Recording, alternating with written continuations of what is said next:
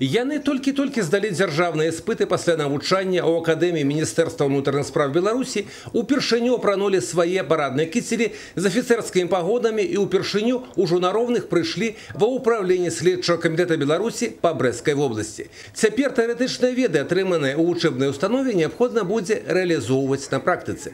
Канешне, хваляванне было відаць, але была і ўпэўненасць у тым, што ўсё атрымаецца на першым месцы службы і ў дарослым жыцці. Это была моя детская мечта — стать офицером, стать прежде всего достойным человеком. И мне кажется, что это все воплотилось в реальность. И сегодняшний день для нас очень важный и особенный в нашей жизни. Поэтому, проучившись 4 года в стенах Следственно-экспертного факультета, мы получили достаточные теоретические знания, а также практические умения и навыки, которые, на мой взгляд, помогут нам решать задачи, возложенные на Следственный комитет. Разам з маладымі спецыялістамі на практыку прыйшлі і пакуль яшчэ курсанты акадэміі. Праз пэўны час яны вось так прыйдуць на службу ў розныя падраздзяленні следчага камітэта, а пакуль вучоба і спасціжэнне азоў прафесіі следчага. Я обучалась ранее в кадетском училище, и когда поступала еще туда, уже знала, что я хочу быть курсантом Академии МВД. Шла к своей цели, поступила на следственно-экспертный факультет, выбрала следователя, профессию, так как считаю ее интересной, нахожу ее нужной в нашем обществе, и всегда меня тянуло к такому. Несмотря на то, что я девушка, женский пол считается слабым, но все-таки работа в Следственном комитете найдется и для девушки.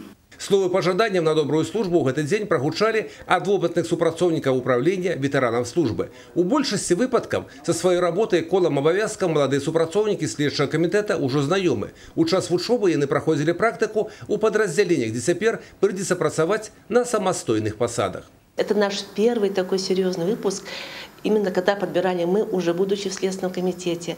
Конечно, волнителен он для них, потому что они пришли работать, служить в таком серьезном государственном органе. А для нас вдвойне волнительно, потому что нужно из этих детей сделать следователей профессионалов. Может быть, они не совсем понимают, насколько сложна и многогранна служба следователя.